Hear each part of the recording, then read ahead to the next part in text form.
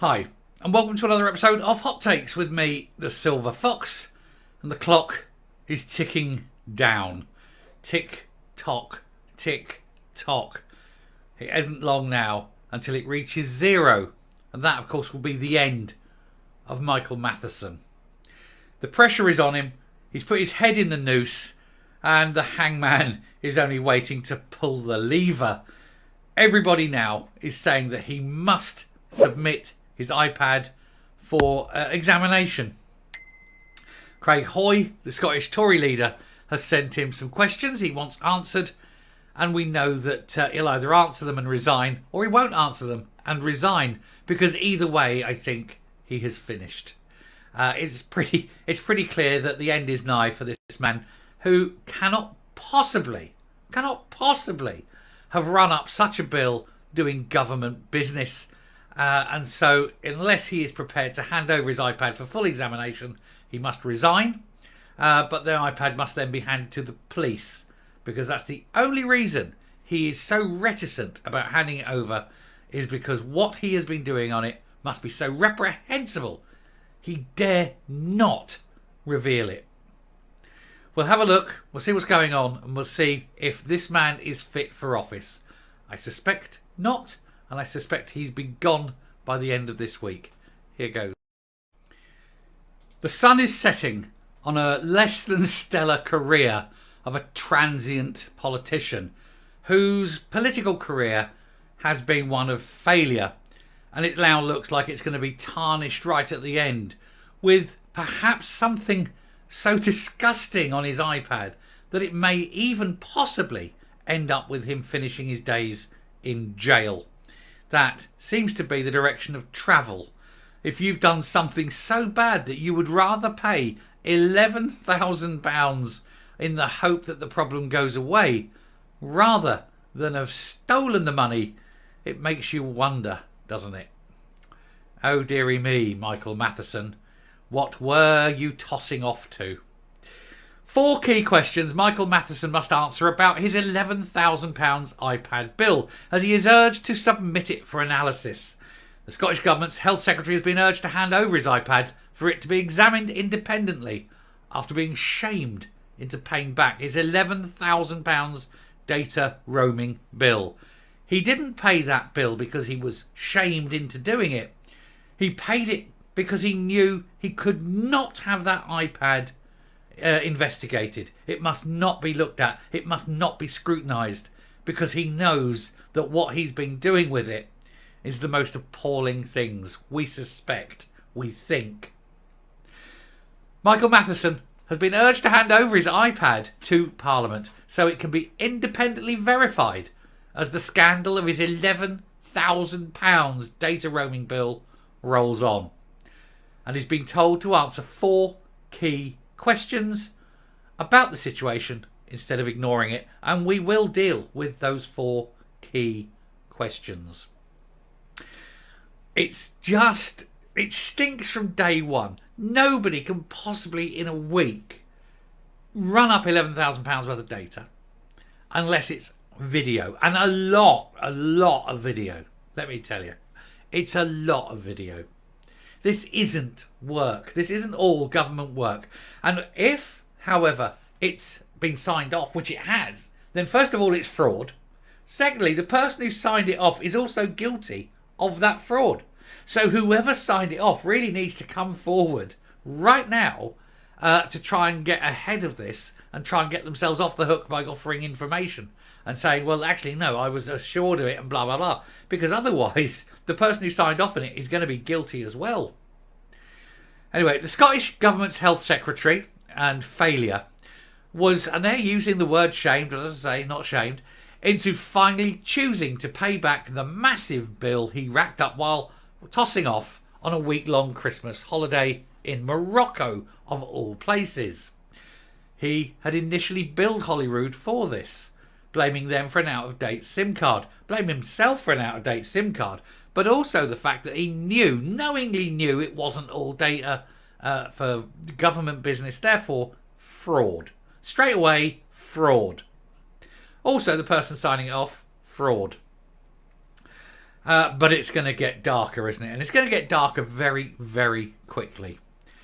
Questions have been raised about how he managed to spend £11,000 on data roaming while on holiday, with critics pointing out that this would have meant incurring a charge of £65 an hour, £65 an hour, 24 hours a day.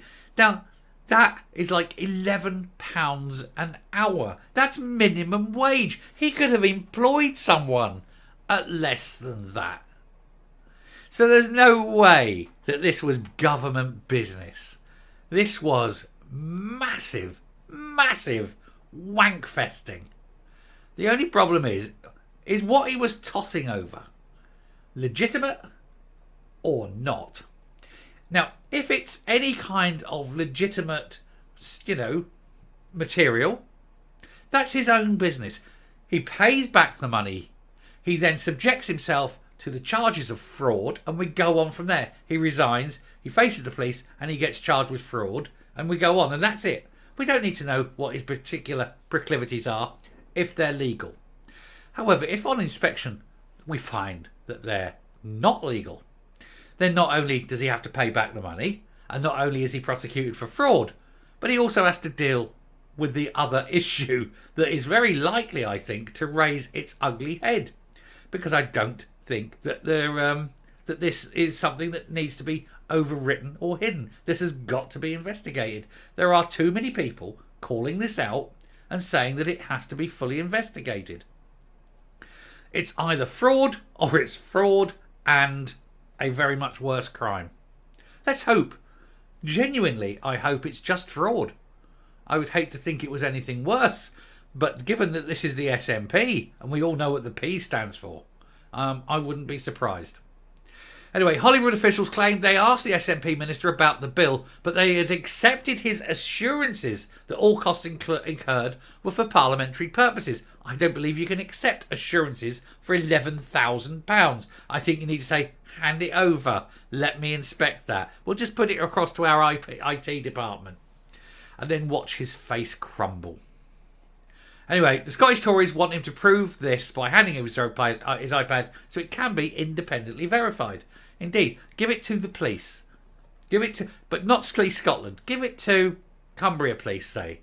Someone outside of SNP influence, and let them independently verify it. The chairman of the Tory party, Scottish Tory party, Craig Hoy, has written to Mr Matheson to request clarification on 4 important questions which they believe will shed new light on this hopefully not terrible scandal. These include him making a statement to Parliament this week and also publishing all correspondence with the Parliament about the expenses. And the questions Matheson needs to answer, according to Craig Hoy, are: number 1, can you confirm that you are still in possession of the iPad in question, and what steps are being taken to ensure its security and that of the data stored within? Fair question. And if he's got rid of it, there should be part 2 to that, which is, what have you done with it? Because if it's got confidential information, it would be quite illegal for you to throw it away. And of course, it was purchased by the Scottish Government, so it doesn't even belong to him. It is national property, it's the government property, not his. Anyway, number 2, can you publish all correspondence with the Scottish Parliament on the expensing of the roaming charges and regarding the need to upgrade the iPad's SIM card?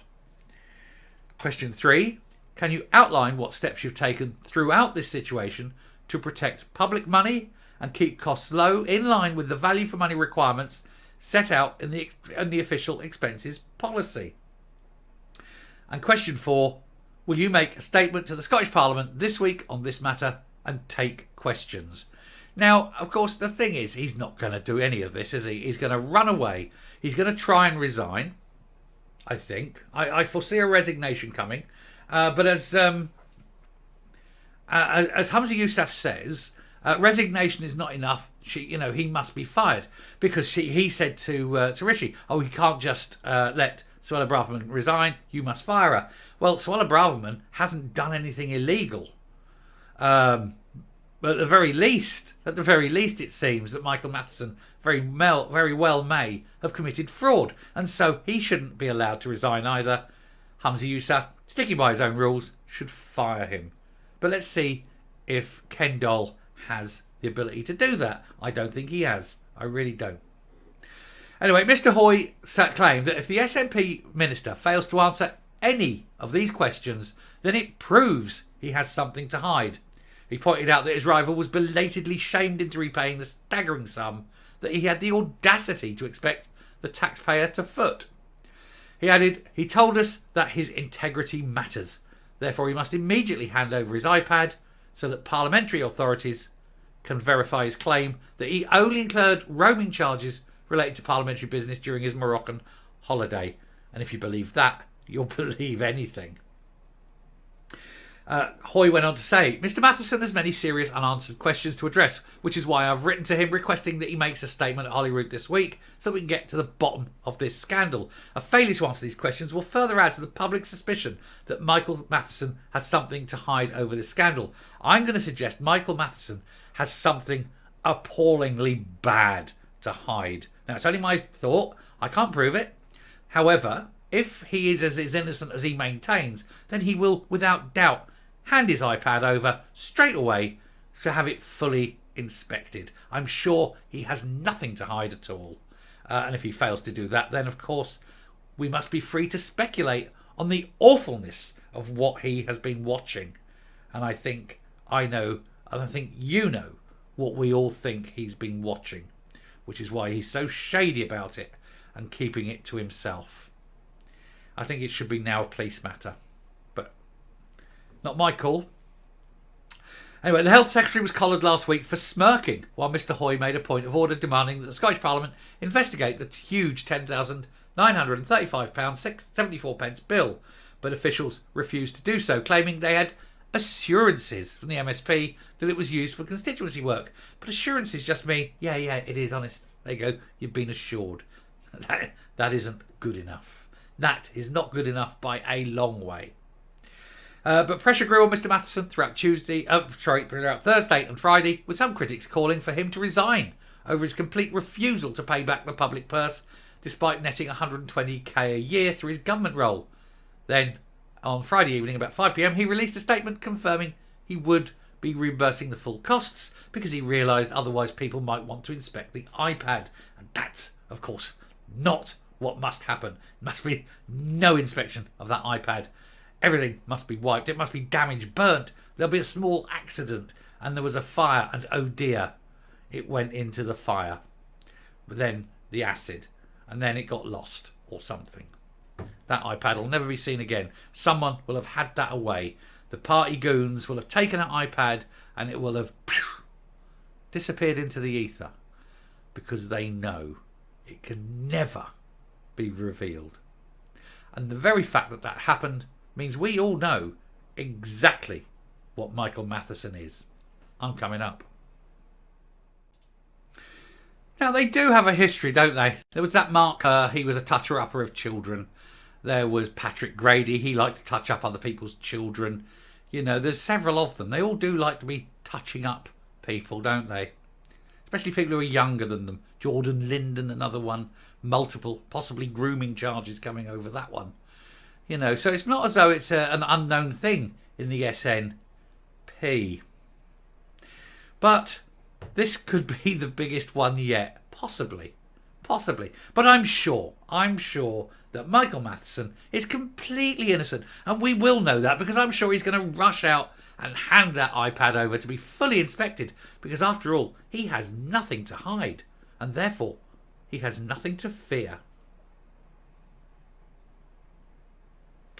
I'll finish there and I'll let your imagination run wild. But I don't think you need to imagine too hard.